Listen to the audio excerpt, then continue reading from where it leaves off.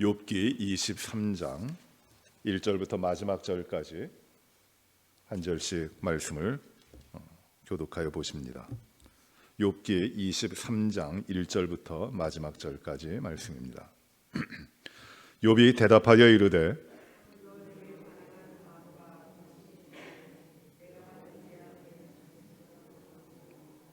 내가 어찌하면 하나님을 발견하고 그의 처소에 나아가랴.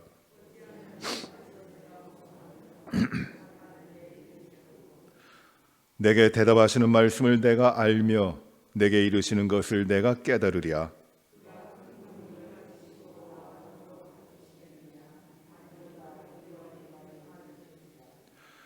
거기서는 정직한 자가 그의 변론할 수 있은즉 그와 변론할 수 있은즉 내가 심판자에게서 영원히 벗어나리라.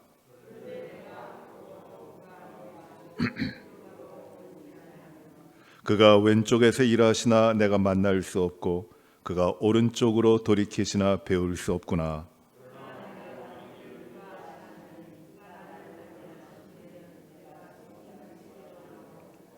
내 발이 그의 걸음을 바로 따랐으며 내가 그의 길을 지켜 치우치지 아니하였고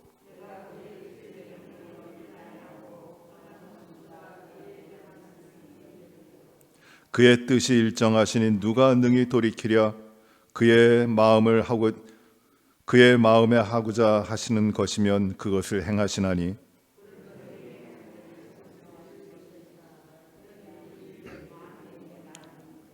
그러므로 내가 그 앞에서 떨며 지각을 얻어 그를 두려워하리라.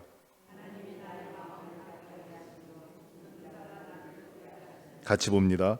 이는 내가 두려워하는 것이 어둠 때문이나 흑암이 내 얼굴을 가렸기 때문이 아니로다. 아멘.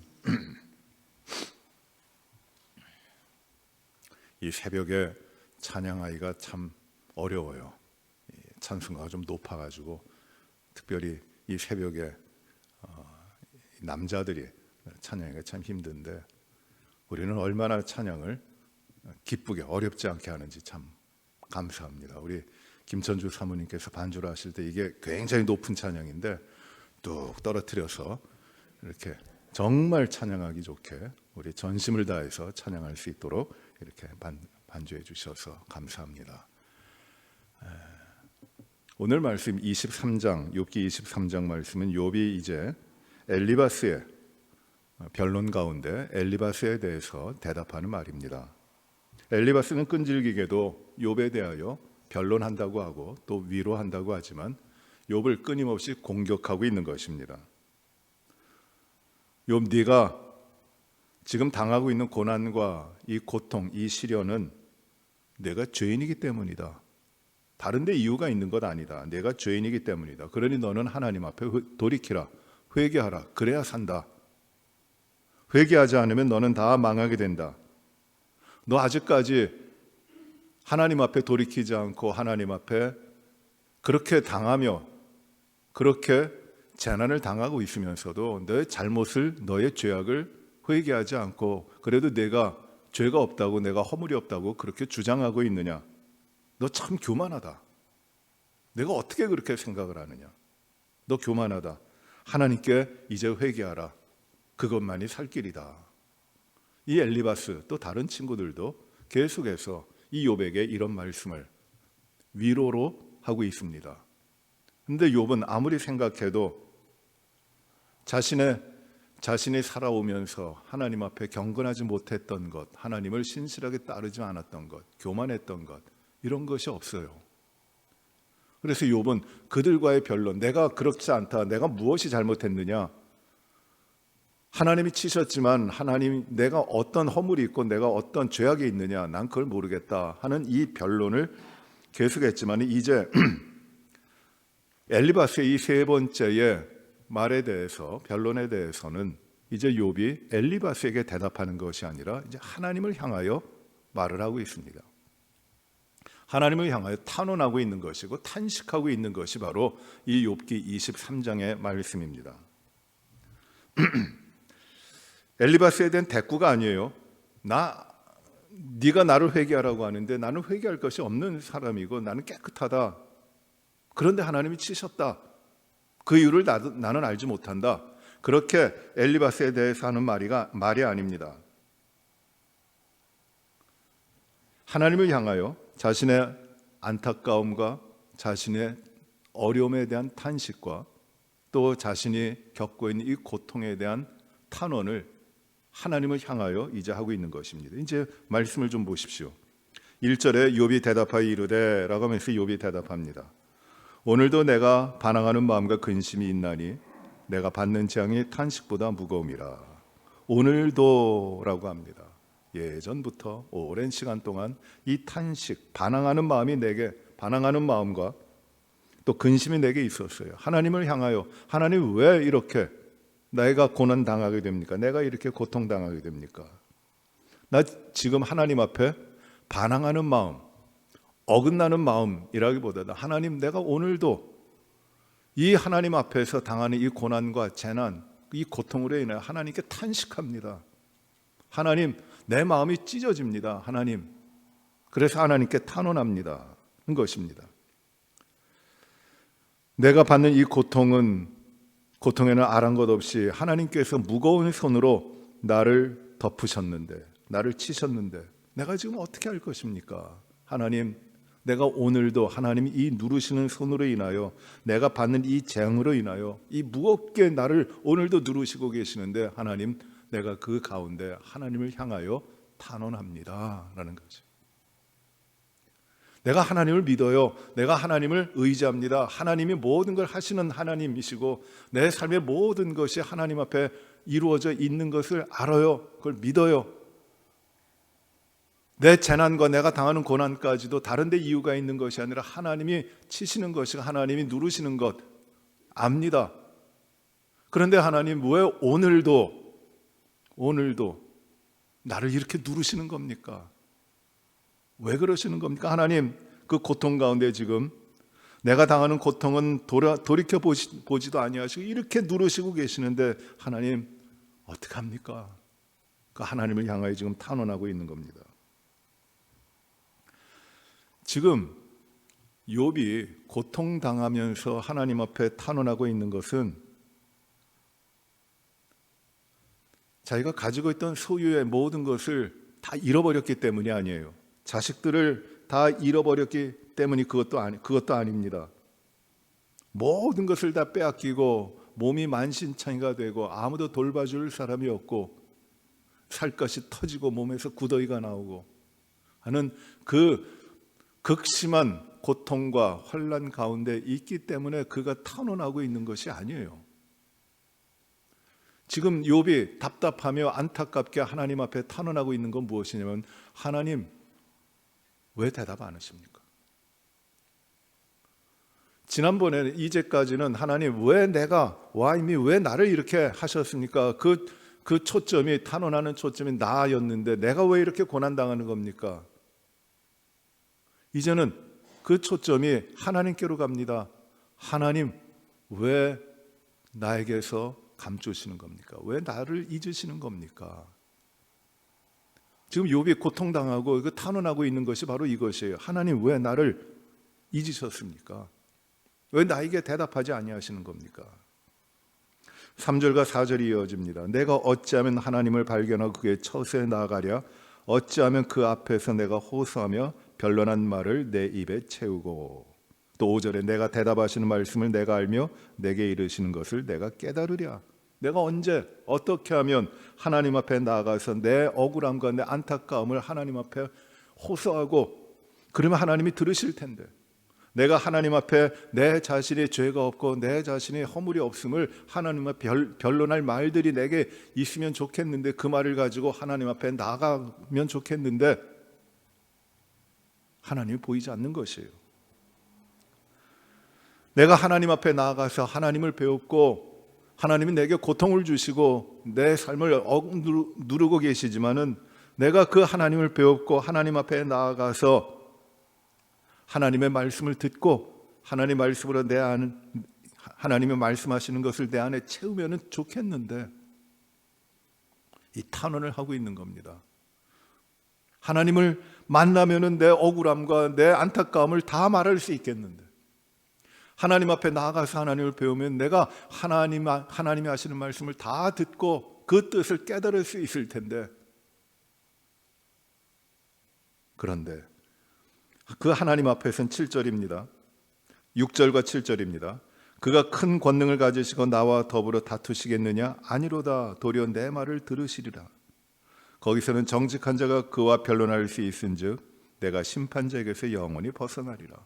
하나님 앞에 나가면 하나님이 내 말을 들으실 텐데, 나를 정죄하지 아니하시고 나를 들으실 텐데, 그래서 마음이 정직한 자는, 나와 같은 사람은, 정직한 자는 하나님과 변론할 수 있을 것이고, 나를 심판하는 그 영원한 심판으로부터, 이 억눌려 있는 그것으로부터 내가 벗어날 수 있을 텐데, 이렇게 탄원하고 있는 것이에요. 8절이에요. 그런데 그렇게 하나님 앞에 나아갈 수 있으면 좋겠는데, 그런데 내가 앞으로 가도 그가 아니 계시고 뒤로 가도 보이지 아니하며, 앞으로 가서 하나님을 찾아도 하나님 나에게서 보이지 않으시고, 뒤로 가서 하나님을 찾아도 하나님은 내게서 숨어 계시고, 하나님, 내가 하나님 앞에 나아가서 내 처지를 아뢰고 하나님이 하시는 말씀을 듣고 그때 위로되고 그때 회복될 수 있을 텐데, 하나님 어디 계십니까? 왜 보이지 아니하십니까? 내가 찾아도 왜 하나님 대답하지 아니하시고 숨어 계시는 것입니까? 하나님,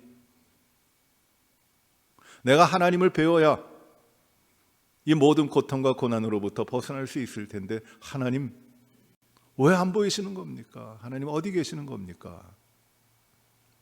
9절이에요. 그가 왼쪽에서 일하시나 내가 만날 수 없고 그가 오른쪽으로 돌이키시나 배울 수 없구나. 내가 하나님이 계신 곳으로 따라가도 하나님 거기서 계시지 아니하시고 나를 만나주지 아니하세요. 어찌합니까? 하나님, 나를 좀 만나주시죠. 10절입니다. 우리가 잘 아는 말씀이죠. 그러나 내가 가는 길을 그가 아시나니 그가 나를 단련하신 후에는 내가 승군같이 되어 나오리라. 이 말씀이, 이건 탄원의 말씀이에요. 욥이 지금 하나님 앞에 드리는 탄원입니다. 하나의 그가 어떤 선언을 한다거나 그가 확신을 가지고 하는 말이 아니에요. 우리는 이 말씀을 참 좋아하면서 복음성가 찬양 가운데도 있죠. 그가 나의 길을 그가 아시나니 그가 나를 단련하시면 그 후에는 내가 정금같이 나올 것입니다. 내가 고난당하고 내가 어려움에 있지만 하나님이 단련하시면 내가 정금같이 나올 것입니다. 희망과 소망이 있는 말이지만 지금 이 말은 욥이 탄원하고 있는 말이에요. 하나님께서 내가 했던 길, 내가 걸어왔던 길을 아시지 않습니까?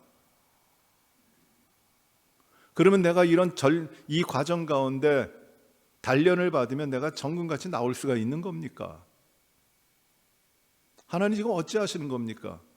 나에게 하나님을 보여주셔야죠. 내가 하나님을 만날 수 있어야죠. 이 탄원을 하고 있는 것이에요. 얼마나 답답하겠어요. 오늘도 내가 이렇게 하나님이 억누르고 계시는데 하나님은 보이지 않고, 내가 이렇게 지금 하나님을 찾아도 이 고통 가운데 모든 것을 빼앗기고 소망을 둘 수 없는 그 자리 가운데에서 하나님만을 찾는데도 하나님이 보이지 않아요. 하나님 어디 계십니까? 하나님 왜 나한테서 숨으시는 겁니까? 왜 나한테 이렇게 철저하게 감추시는 겁니까? 하나님 어디 계십니까? 이 탄원을 지금 욥이 하고 있는 겁니다. 11절을 보세요. 자기 자신에 대해서 이야기합니다. 내 발이 그의 걸음을 바로 따랐으며 내가 그의 길을 지켜 치우치지 아니하였고, 나는 오늘날까지 내 발이 주님의 길을 따랐고 하나님의 길을 따랐고 내 길을 지켜서 좌로나 우로나 치우치지 않고 하나님 앞에 살았습니다. 그것이 나의 삶입니다.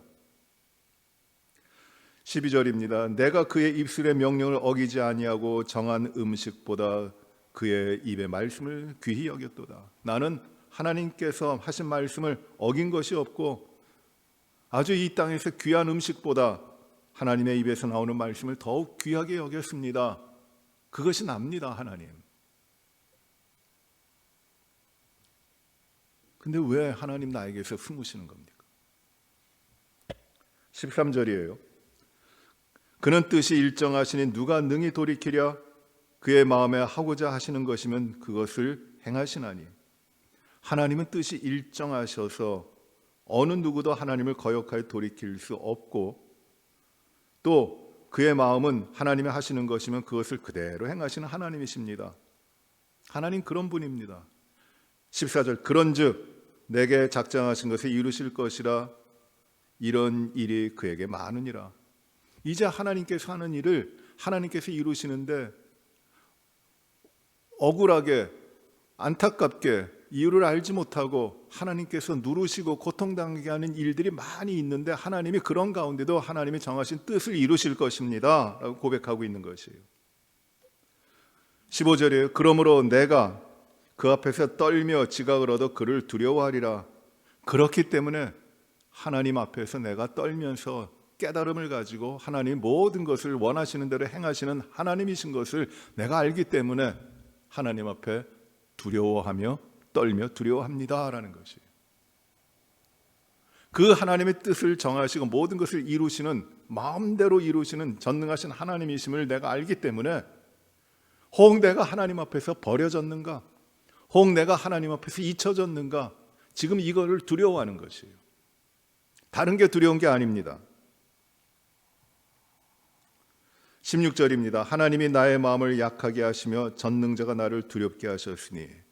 내가 이 하나님을 찾기에 피곤하여 하나님을 찾아도 대답이 없고 내 마음이 약해지고, 그래서 하나님이 나를 잊으셨을까 내가 두려워하는데, 17절이에요. 이는 내가 두려워하는 것이 어둠 때문이나 흑암이 내 얼굴을 가렸기 때문이 아니로다. 내 삶이 어두워지고 흑암이 나를 덮어서 내가 절망 가운데 그것이 두려운 것이 아니라 이 하나님 앞에 내가 잊혀지게 되고 하나님이 나를 생각지 아니하시는 그것이 두렵습니다. 하나님 나를 돌봐주십시오. 하나님을 뵙게 해주십시오 라고 지금 욥이 탄원하고 있는 겁니다. 처절한 탄원이에요. 욥의 기도입니다. 요나가 이제 바다에 던져집니다. 바다에 던져져서 이제 깊은 표면에서 허우적거리다, 그 말씀을, 그 요나의 기도를 보면 표면에서, 물 표면에서 허우적거리다가 이제 물에 깊이 들어가요. 바닥으로. 그리고 바닥 가운데 풀들이 나잖아요. 그 바다 풀에 닿습니다. 그 바다 진창에 바닥에 이제 닿아요. 그 얼마나 고통스럽겠어요. 숨이 끊어집니다. 끊어지려고 합니다. 그 고통, 그 가운데 요나가 기도하는 것이 나와요. 물고기 뱃속에서 하나님을 향하여 기도합니다. 살려달라는 기도가 아니었어요. 하나님이 도와주시기를 기도하는 거예요. 하나님 나를 잊으셨습니까? 하나님이 좀 나를 봐주시고 나를 만나주시면 이 모든 것이 해결될 텐데 하나님 어디 계십니까? 라는 것이 욥의 기도가 그래요. 하나님 어디 계십니까? 하나님 왜 그러십니까? 하나님 나를 만나주십시오. 하나님을 알게 해주십시오.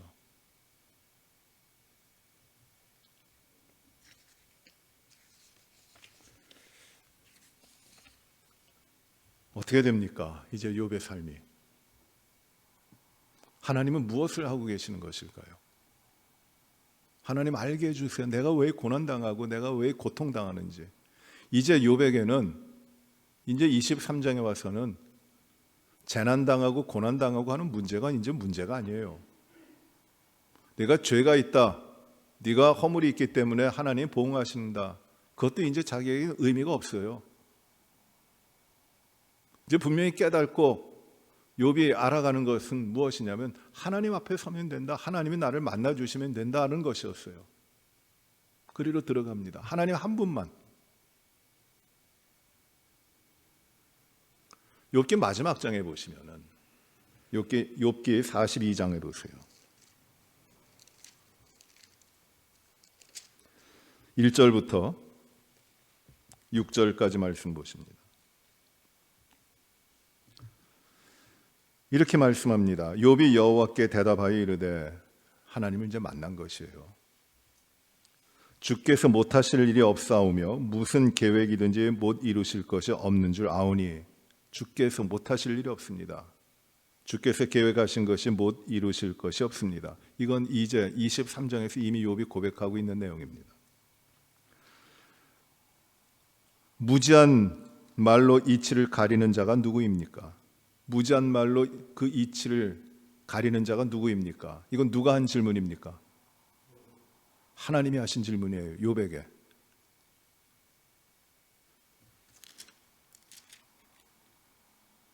38장, 욥기 38장 2절에 보시면은 1절과 2절 봅니다. 그때 여호와께서 폭풍우 가운데에서 욥에게 말씀해 이르시되, 이제 하나님이 나타나시는 것이에요. 무지한 말로 생각을 어둡게 하는 자가 누구냐? 욥에게 하셨어요. 하나님이 무지한 말로 생각을 어둡게 하는 자가 누구냐? 욥에게 하신 말씀이에요. 욥이 이제 마지막에 하나님을 배웠고 욥에게 하는 고백이 무엇이냐면, 욥이 하나님 앞에 하는 고백이 무엇이냐면, 무지한 말로 이치를 가리는 자가 누구니까? 자기 자신을 가리킵니다. 나는 깨닫지도 못한 일을 말하였고 스스로 알 수도 없고 헤아리기도 어려운 일을 말하였나이다. 하나님 앞에서 고백합니다. 내가 다 아는 것 같았지만 나는 몰랐습니다. 나는 하나님에 대해서 알 수 있는 것, 그것이 너무나 부족했습니다. 내가 안다고 이야기했지만 그건 아는 것이 아니었습니다. 4절에요. 내가 말하겠사오니 주는 들으시고 내가 주께 묻겠사오니 주여 내게 알게 하옵소서. 이제 주님께 말하겠습니다. 말씀해 주십시오. 그리고 5절, 내가 주께 대하여 귀로 듣기만 하였사오나 이제는 눈으로 주를 배웠나이다. 내가 나에게 나타나셔서 말씀하시는 주님을 배웠습니다. 귀로만 들었던 주님이 아니라 이제 직접 주님을 내 눈으로 배웠습니다. 그리고 6절에 그러므로 내가 스스로 거둬들이고 티끌과 제 가운데서 회개하나이다. 내가 이제 내가 했던 모든 말들을 다 거둬들이고 하나님 앞에서 티끌과 재를 쓰고, 내가 하나님을 안다고 했던 것, 내가 하나님 앞에 내가 허물이 없었다고 한 것, 내가 하나님을 믿는다고 하면서도 내가 내 자신에 대한 의로움과 깨끗함에 대해서 내가 자랑하고 있었던 것, 내가 하나님을 찾는다고 하면서도 하나님보다 내 자신이, 자기 자신이 먼저 생각되었던 것, 내가 하나님 앞에 안다고 하지만 내가 무엇을 알 수 있었고, 내가 하나님 앞에 깨닫는다고 하지만 무엇을 깨달을 수 있었습니까? 그것도 다 하나님 앞에서 하나님을 배우니 하나님 앞에서 나의 허물이요, 하나님 앞에서 나의 부족함입니다. 이것들을 내가 이제 하나님을 배웠고 회개합니다. 그런 것이에요. 이 욥기는 욥이 재난당했지만 부유하게 되고 회복된다고 하는 메시지가 절대 아닙니다. 욥기의 메시지는 무엇이냐면은, 우리가 발견해야 되는 메시지는 무엇이냐면은, 욥이 하나님 앞에 회개했다는 것이에요. 자기 자신의 의로움, 그는 의로운 사람이었고 인정받는 사람이었지만, 그러나 하나님 앞에서 그 어떠한 것도, 자기 자신이 지켜왔고 자기 자신이 행해왔던 어떠한 깨끗함과 어떠한 경건함과 어떠한 의로움도 하나님 앞에서는 거 아무것도 아니다. 그것들을 지니고 있었던 것을 하나님께서는 회개토록 하시는 것이에요. 그래서 욥이 다시금 세워지는 겁니다. 살아왔던, 잃어버렸던 것을 2배로 주셔서 세워지는 게 아니라, 모든 것을 하나님이 전능자요, 주제자요, 모든 삶의 근원이 되시고 모든 삶을 이끌어 가시는 그 진정한 하나님으로서 그 욥이 하나님을 모셔드리고 하나님 앞에 세워지는 것이에요. 이게 욥기의 전 과정을 통하여 발견하게 되는 욥의 회개라는 것이에요. 회개는 방향을 바꾸는 것이죠.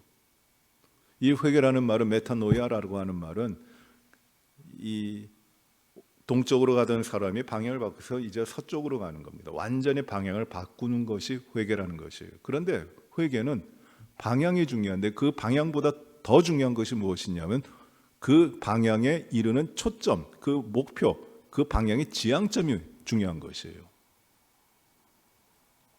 그저 내 삶만 바꾼다고 해서 그것이 회개가 아닙니다. 진정한 회개, 하나님 앞의 회개는 내가 죄인입니다. 내가 허물이 많습니다. 내가 지은 죄가 많습니다. 하나님 용서해 주십시오. 그런 나의 고백과 나의 몸부림만이 그것이 회개가 아니에요. 진정한 회개는, 하나님이 기뻐하시는 회개는 무엇이냐면은 나의 모든 삶에 흐트러졌고 내가 죄인이었고 내 뜻대로 행하던 나의 모든 삶이 이제는 모두 다 하나도 예외 없이 나의 모든 삶이 온전히 하나님을 맞추고 갑니다.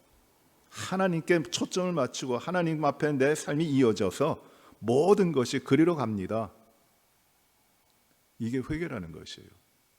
이쪽으로 가다 이쪽으로만 돌이키는 것이 아니라 하나님을 등지고 내 멋대로 가다가 이제 그 삶이 온전히 완전히 하나님께 맞춰지는 삶으로 나가는 것. 이게 회개예요. 지금 욥이 그가 이 땅에서 의롭고 경건했고 모든 것을 가졌고 욕만한 사람이 없는 그런 사람이었지만 정말 대단한 사람이에요. 그러나 그 가운데도 하나님께서 원하시는 것이 바로 온전히 하나님 앞에 맞춰지는 삶으로 나오도록 하시는 겁니다.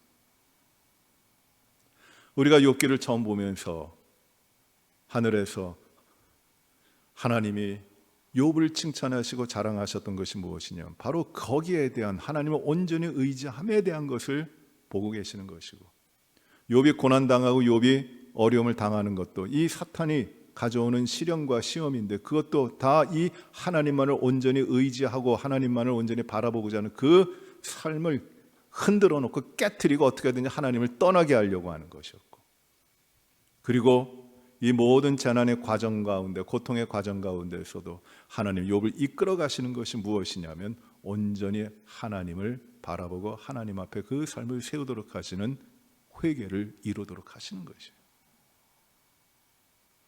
완전한 온전한 하나님 앞에서 집중된 하나님을 온전히 신뢰하는 믿음의 삶. 욥을 통해서 우리들의 삶에 오늘도 우리가 적용해야 되는 것은, 왜 이런 고난이 옵니까? 이 고난을 잘 견디면 정금같이 나올 것이다. 그런 게 아니에요. 하나님께서 너를 단련하시니 내가 정금같이 나올 것입니다. 그런 게 아닙니다. 100% 온전히 하나님 앞에 우리의 삶을 드리라는 것이에요. 로마서 12장에서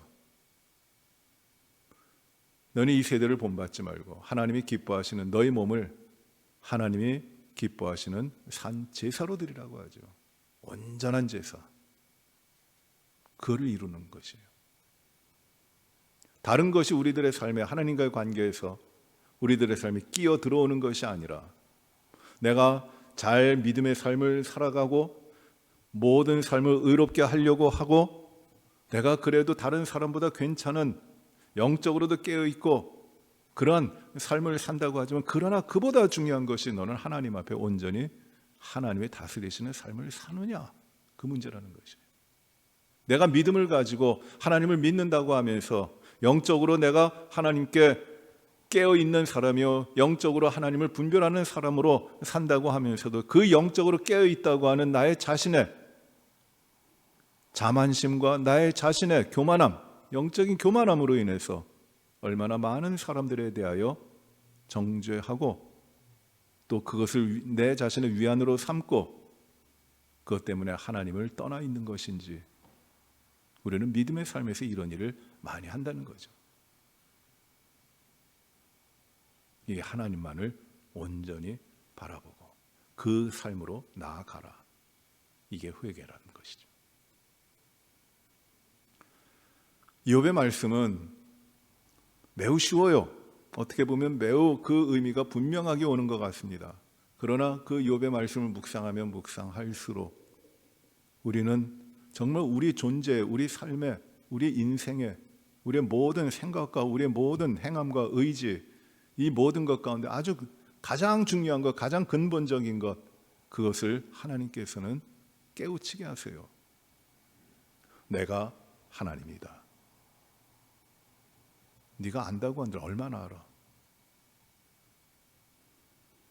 네가 의롭다고 한들 얼마나 의로워? 네가 내가 질문하는 것에 대답할 수 있으면 대답해 봐 하면서 하나님이 질문을 쫙 내놓으시는데 욥이 할 말이 없는 것이에요.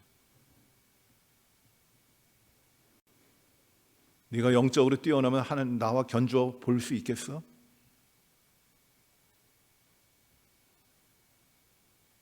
정말 무시무시한 말씀을 하나님께서 하고 계시는 겁니다. 하나님 인정하라. 하나님 앞에 겸손하라.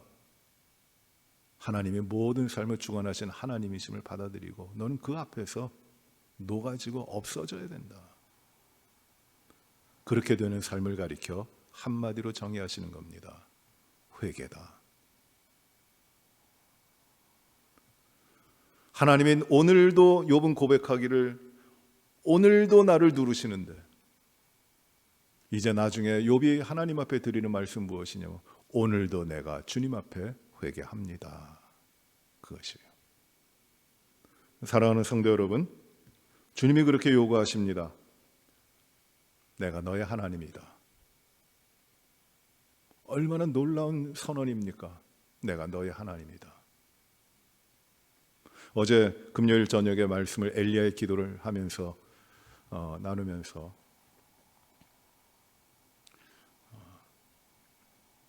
영어로 이름을 쓰면은 엘리야로 바꿀까 그런 생각을 했어요. 엘리야. 엘리야의 뜻이 무엇이냐면은 잘 아시는 것 같지만 잘 모르세요. 엘리야가 누굽니까? 누군지는 잘 아시죠? 엘리야라고 하는 이름의 뜻이 무엇인가? 이름이 좋아야 되잖아요. 이름의 뜻이 무엇입니까? 엘리라는 말은 엘이라는 말은 하나님이고 하나님을 엘이라 그럽니다. 리는 나의 마이 그 소유격이에요. 나의라는 나의 하나님이란 뜻입니다. 엘리. 야는 여호와가 야예요. 여호와가 줄어든 말이 야입니다. 그래서 엘리야라는 이름의 뜻은 무엇이냐면 여호와는 나의 하나님이다. 여호와는 나의 하나님이다. 저는 예전에 목회자들 가운데 엘리야라고 하는 이름을 가지신 분이 많아서 와 되게 교만하다.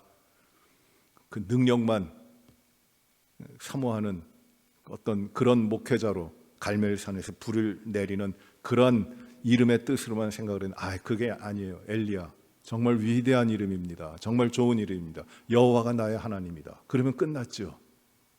뭐 다른 것이 필요하겠습니까? 여호와가 나의 하나님이다. 엘리야. 이 엘리야가 저의 이름도 되고 우리 모두의 이름이 됩니다. 하나님이 나의 하나님이 만물을 창조하시고 모든 걸 주관하시는 하나님 여호와세요. 엘리야. 욥의 메시지도 욥기에서 주시는 메시지도 바로 이겁니다. 내가 여호와 천지를 창조하신 하나님이다.